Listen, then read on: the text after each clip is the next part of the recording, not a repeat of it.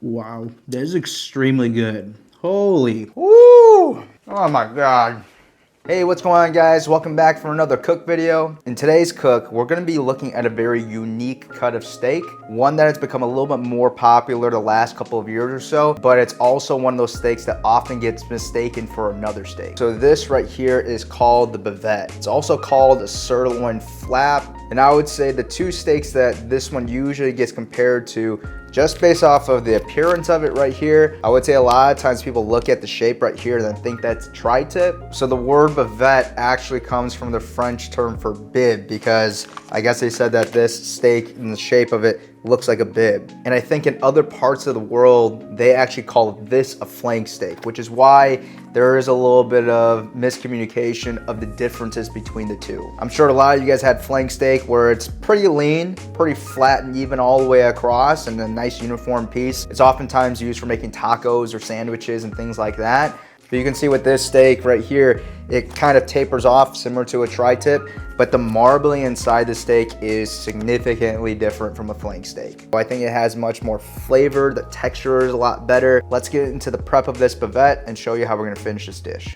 This is about 1.5 pounds of bavette, and I'm definitely not gonna be eating all of this right here. When you're portioning something out, you're gonna go with the grain of the muscle. At the end of it, when you're serving it, that's when you're going against. So we're gonna go from right here, and then again, the grain is going this way, easy.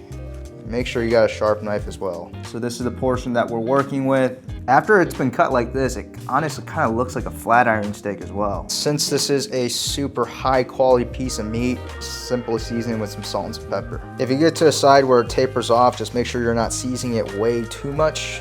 So you don't want that thin side to end up being a little bit too salty. As our steak is tempering, we're gonna be making a chimichurri. It's gonna be a little bit different than your typical chimichurri that you're gonna see.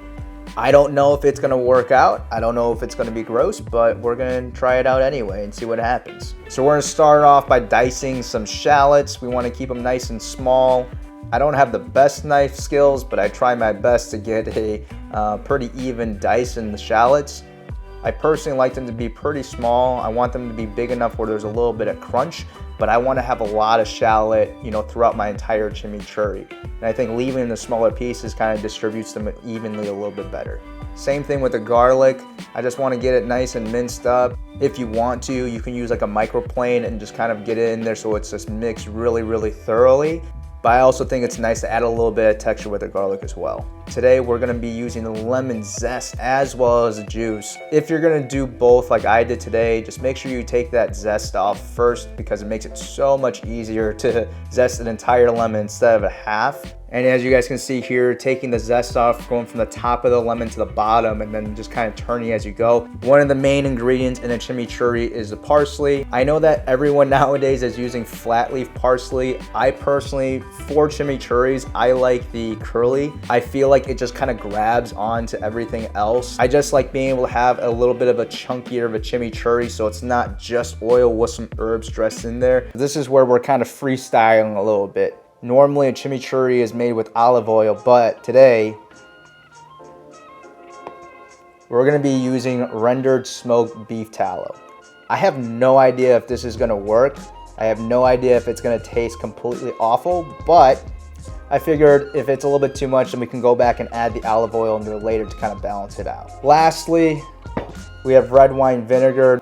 I wanted to find a substitute for this that, kind of adds in that vinegar that we're looking for, the acidity on top of the lemon and the lemon zest, but also just kind of bring a different dimension to, the entire chimichurri itself. So the other day I picked up this aged sherry vinegar, and this stuff is really delicious. If we put this in, I feel like it's gonna give us a little bit of sweetness. I feel like it's gonna give us the same sort of acidity and balance that we're looking for that you would typically get in a red wine vinegar, but with a different element to it. So with all that being said, let's put it all together. Right now, I don't have exact ratios for everything that I'm looking for, because especially as this is a new chimichurri that I'm trying to make, I'm gonna kind of talk you guys through what I'm looking for and why I'm putting certain things in first. So very first thing we're gonna do is put in that beef tallow. So we're putting that beef tallow in first because that's kind of like our main base for everything. And based off of this right here is gonna be how we kind of proportion everything else to it. The amount of lemon juice I'm gonna add is about 1/3 of how much olive oil or beef fat that I'm putting in here. I'm gonna add about 1 clove of garlic and then about twice the amount of that in shallots. I like having a little more shallot in there than garlic because I think the shallot adds a little bit of sweetness that I like a lot in here. And again, just because the pieces are a little bit bigger, you're gonna add a little bit more crunch to it as well. So next is the parsley. You don't have to use parsley. I've seen other people use like even mint or cilantro and things like that. I know some people don't like parsley, so you know, figure out what herbs you do like and try to do the same exact thing. It'll taste great. Again, the texture and the viscosity of your chimichurri is really up to you, how thick you want it. If you want it to be more of a vinaigrette, then that's up to you to decide. If you want it to be a little more chunky and have it be kind of looking like more like a relish, you know, that's up to you as well. So this is what mine is looking like right now. It's looking more on the relishy side. At this point, I'm gonna give this a taste. Oh. Yeah, I think that beef tallow works. And then we're gonna add just a couple drops. We don't need a lot of vinegar. Every vinegar has a different level of acidity and sweetness to it, so I wouldn't always just go with whatever amount that you use in another one. You know, if you're trying something different like I am today, definitely take your time and figure out how much you need or how strong it is when you add it to other ingredients. Yeah, the vinegar is nice. Just a touch more though. Now we're gonna finish with some salt. 2 other ingredients that are also usually found in chimichurris are crushed red pepper.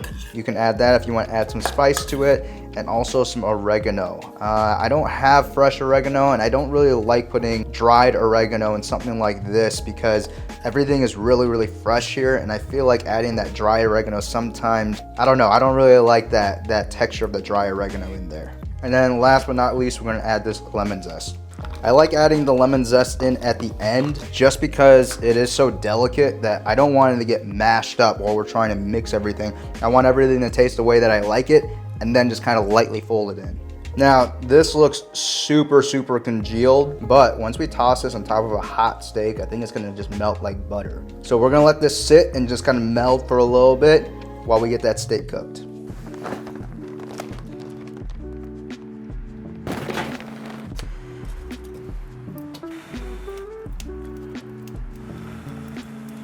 All right, guys, so unfortunately my audio got cut out while we were cooking outside.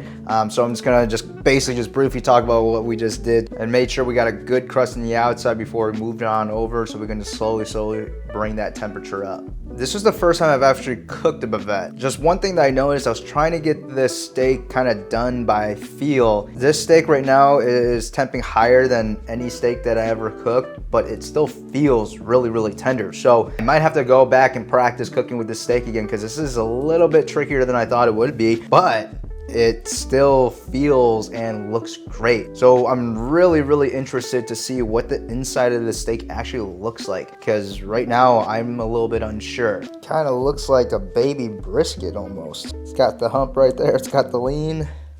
Bavette, the new baby brisket. All right, just because of the striations on this steak being pretty large, I'm gonna use a serrated knife instead, just so I can make sure I can cut through it properly.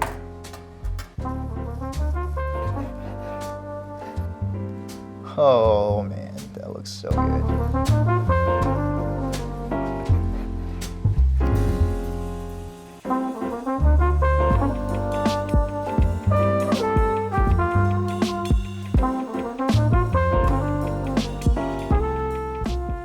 Guys, this is absolutely perfectly cooked. Sheesh. I was really worried because this was temping at like 155, but I guess you can trust cooking by feel instead of temp, because the temp is, I don't know, telling me a different story. Man, the hardest thing about making these videos is trying to get the shot first before you get to actually taste it. Let's grab this slice right here. Unfreaking believable, dude. That is perfect. Trust your feel, folks. Is this more tender than a fillet? Like seriously, this is ridiculous.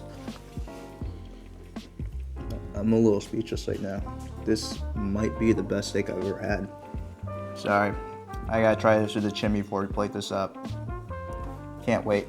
With some of that chimney. Wow. That is extremely good. Holy. Woo! Oh my God.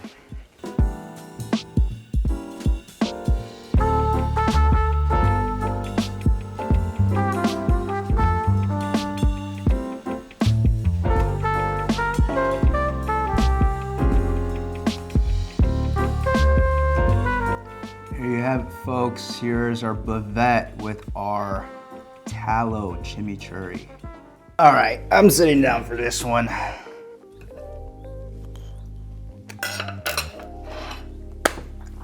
This is absolutely ridiculous, and this is maybe the best thing I've ever made. This one is different. It kind of has a flavor of a really, really good skirt steak with the tenderness of like a filet.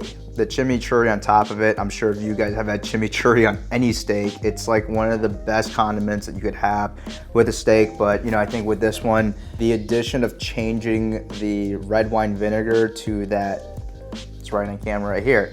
This vinegar right here, to me, yeah, made a huge difference. I'm still on team curly parsley when it comes to chimichurris because it does grab onto a lot of the shallots and the garlic that we kind of cut up into smaller pieces. I'm kind of sad that my parents aren't here so I could get the reaction, because when they come and get it, it'll be cold. The only adjustment that I would probably make to this dish, which it's hard for me to say because I enjoy it a lot, is the beef tallow and the chimichurri. It makes this dish like really like unctuous. There's something about the flavor of the tallow that just goes so well with it, but I think holding it is a bit of an issue because it'll start to get white and solidify a little bit at room temp. But something that I might try next time is maybe doing a 50-50 of olive oil and tallow, just to see how that reacts and how that changes the viscosity of the chimichurri itself. But I think all the small details of just chopping these onions really small, using curly parsley,